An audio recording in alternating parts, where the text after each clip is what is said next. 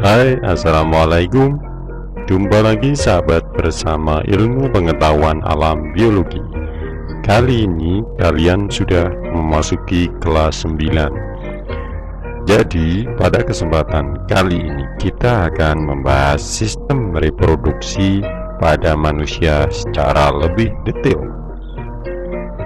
Sistem reproduksi. Reproduksi pada manusia. Bagaimanakah manusia bereproduksi? Reproduksi pada manusia dilakukan di dalam tubuh induk betina. Penyatuan sel kelamin jantan dan sel kelamin betina dilakukan di dalam tubuh betina. Pembuahan akan menjadi zigot, dan selanjutnya zigot akan tumbuh dan berkembang di dalam organ tertentu pada alat reproduksi perempuan, alat reproduksi laki-laki, dan alat reproduksi perempuan. Alat reproduksi laki-laki terdiri dari epididymis yang letaknya dekat dengan testis. Selanjutnya adalah vas deferens, yaitu saluran yang menghubungkan testis dengan uretra. Selanjutnya uretra, yang merupakan saluran kantung kemih yang menghubungkan vas deferens dengan uretra. Sperma keluar dari penis melalui uretra. Dalam setiap milimeter cairan sperma manusia terkandung 120 juta sperma. Selanjutnya adalah penis, yang merupakan organ pada laki-laki. Fungsinya adalah untuk memasukkan sperma ke dalam alat reproduksi perempuan. Penis diseliputi oleh kulit tipis. Kulit inilah yang nanti dioperasi pada saat titan. Selanjutnya adalah vesicula seminalis. Letaknya di dekat kantung kemih, menghasilkan larutan alkali untuk menetralkan suasana asam dalam saluran reproduksi perempuan, dan penyediaan fruktosa sebagai makanan sperma untuk pergerakan. Selanjutnya adalah kelenjar prostat. Ini juga di bawah kantung kemih yang fungsinya menghasilkan larutan asam berwarna putih. Selanjutnya adalah kelenjar Cooper, kelenjar kecil yang menghasilkan larutan alkali untuk menetralkan suasana asam dalam uretra. Itu semua adalah alat reproduksi pada laki-laki. Selanjutnya adalah alat reproduksi pada perempuan. Yang pertama adalah ovarium, yang menghasilkan gamet atau disebut sel telur atau ovum. Di setiap 28 hari satu sel telur dikeluarkan dari dalam ovarium. Keluarnya sel telur dari ovarium disebut ovulasi. Selanjutnya adalah oviduct, yang merupakan saluran sel telur keluar dan masuk ke dalam rahim. Jika tidak terjadi pembuahan ovum, akan keluar dan pecah. Selanjutnya adalah cervix, yang merupakan bagian dasar uterus. Bagian ini merupakan saluran yang menghubungkan uterus dan vagina. Selanjutnya adalah uterus. Uterus merupakan organ yang berongga dan berotot. Uterus berfungsi sebagai pelindung dan tempat pertumbuhan serta perkembangan embrio. Yang terakhir adalah vagina, yang merupakan saluran yang menghubungkan uterus dengan tubuh bagian luar. Vagina berfungsi sebagai jalan keluar bayi ketika dilahirkan. Demikian penjelasan mengenai organ pada perempuan. Selanjutnya adalah alat reproduksi laki-laki. Laki-laki memiliki sepasang testis. Masing-masing testis mengandung saluran tubulus seminiferus.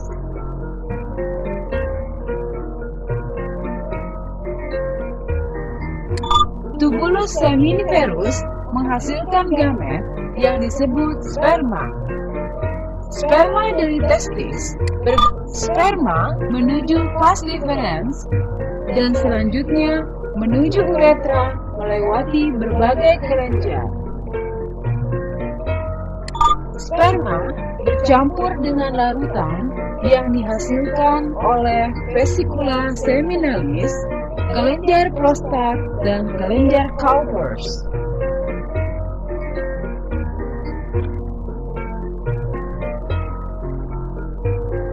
Alat reproduksi perempuan. Sel telur keluar dari ovarium. Sperma membuahi ovum, disebut fertilisasi. Hari pertama terbentuk zigot. Zigot membelah menjadi morula. Morula berdiferensiasi menjadi blastula. Blastula berdiferensiasi menjadi gastrula. Gastrula berdiferensiasi menjadi embrio.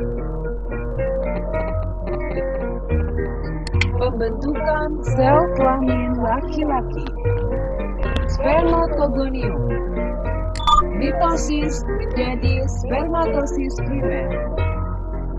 Meiosis ke-1 menjadi spermatosit sekunder. Meiosis kedua menjadi spermatid. Berdiferensiasi menjadi sperma.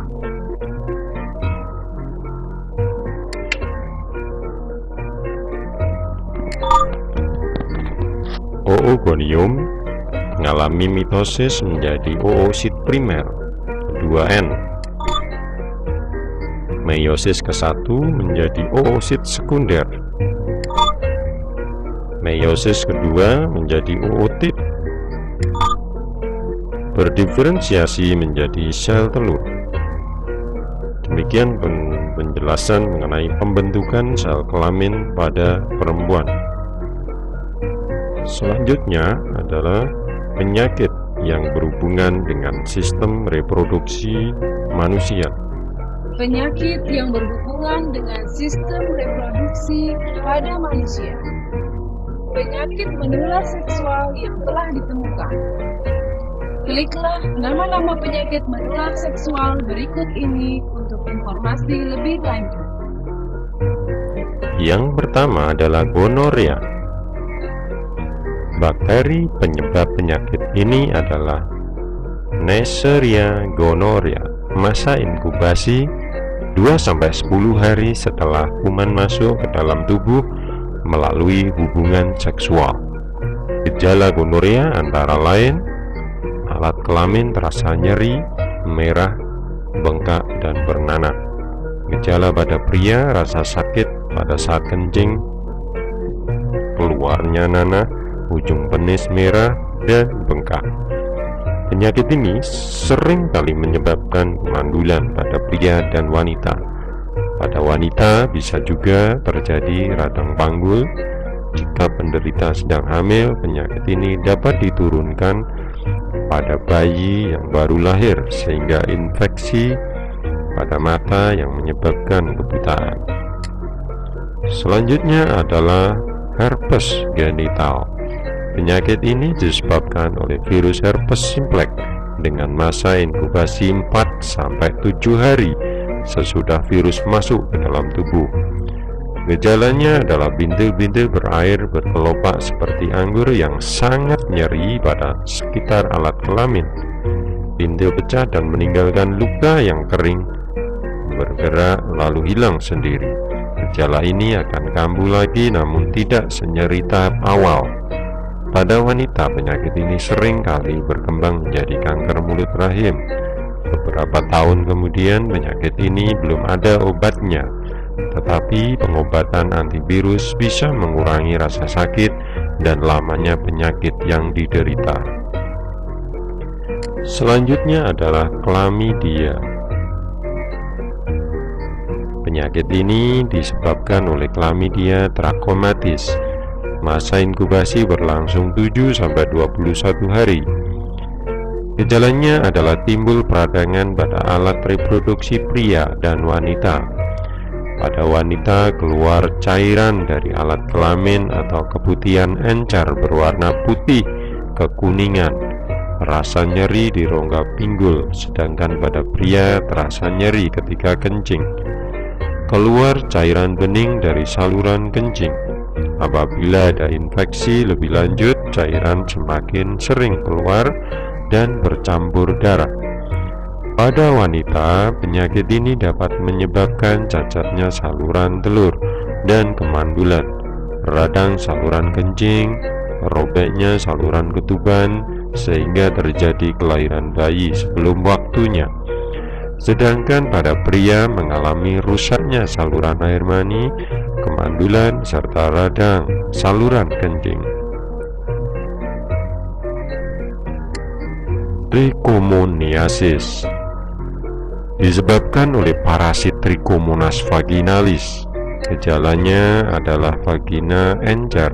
Cairan vagina encer berwarna kuning kehijauan, berbusa dan berbau busuk. Vulva bengkak, kemerahan dan gatal, nyeri saat kencing. Sifilis. Bakteri penyebabnya adalah Treponema pallidum. Masa inkubasinya berlangsung selama 3-4 minggu, kadang-kadang sampai 13 minggu. Kemudian timbul benjolan di sekitar alat kelamin. Sifilis kadang disertai pusing dan nyeri tulang seperti flu yang akan hilang sendiri tanpa diobati.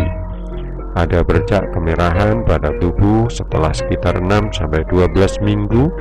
Gejala ini akan hilang dengan sendirinya. Setelah 5-10 tahun akan menyerang susunan saraf otak, pembuluh darah dan jantung. Pada wanita hamil, sifilis dapat ditularkan pada bayi yang dikandungnya, dan bayi tersebut dapat lahir dengan kerusakan kulit, hati, limpa, dan keterbelakangan mental. Jadi, penyakit ini juga menyerang berbagai organ tubuh, tidak hanya alat kelamin. HIV/AIDS. AIDS adalah singkatan dari Acquired Immune Deficiency Syndrome. Penyakit ini adalah kumpulan gejala akibat menurunnya sistem kekebalan tubuh yang terjadi karena seseorang terinfeksi Human Immunodeficiency Virus atau HIV. Orang yang terinfeksi virus ini tidak dapat mengatasi serangan infeksi penyakit lain karena sistem kekebalan tubuhnya menurun terus secara drastis. AIDS tertular karena hubungan seksual dengan orang yang terinfeksi HIV. Penyakit kulit juga akibat ini. Penyakit mematikan paling berbahaya pada abad 20 ini adalah AIDS. Penyakit yang disebabkan oleh HIV diyakini berasal dari simpanse. HIV bermutasi dari SIV, Chimpanzee Immunodeficiency Virus, yang menyerang simpanse. Penularan dari simpanse ke manusia dapat terjadi karena perburuan dan pembunuhan simpanse oleh manusia, atau karena lalat sapi penghisap darah yang menjadi vektor virus ini. HIV terdapat pada seluruh cairan tubuh penderita AIDS, tetapi yang dapat ditularkan hanya yang terdapat pada sperma, darah, dan cairan vagina. Penularan HIV terjadi melalui beberapa cara. Contohnya adalah berganti-ganti pasangan seksual dan berhubungan seksual dengan orang yang positif terinfeksi HIV, memakai jarum suntik bekas orang yang terinfeksi HIV, menerima transfusi darah yang tercemar HIV. Ibu hamil yang terinfeksi HIV akan menularkan ke bayi dalam kandungannya. Awalnya, penyakit ini tidak memperlihatkan gejala-gejala khusus. Beberapa minggu kemudian, setelah terinfeksi, penderita akan sering menderita penyakit ringan seperti flu atau diare. Secara fisik, penderita tampak sehat selama 3-4 tahun. Pada tahun kelima atau keenam, mulai timbul diare berulang, penurunan berat badan secara mendadak, sering sariawan di mulut, dan terjadi pembengkakan di daerah kelenjar getah bening. Penderita akhirnya meninggal dunia jika kekebalan tubuhnya sangat rendah, sehingga mudah terserang berbagai penyakit. Untuk menghindari penyakit ini, caranya adalah tidak berganti-ganti pasangan dan menghindari hubungan seksual di luar nikah. Sedapat mungkin menghindari transfusi darah yang tidak jelas asalnya, menggunakan alat-alat medis dan non-medis yang terjamin steril. Sampai sekarang belum ditemukan cara pengobatan HIV atau AIDS yang tuntas. Saat ini yang ada hanya menolong penderita untuk mempertahankan tingkat kesehatan tubuhnya. Demikian penjelasan mengenai alat reproduksi manusia dan penyakit yang berhubungan dengan sistem reproduksi. Terima kasih atas perhatiannya, semoga bermanfaat. Saya akhiri, wassalamualaikum warahmatullahi wabarakatuh.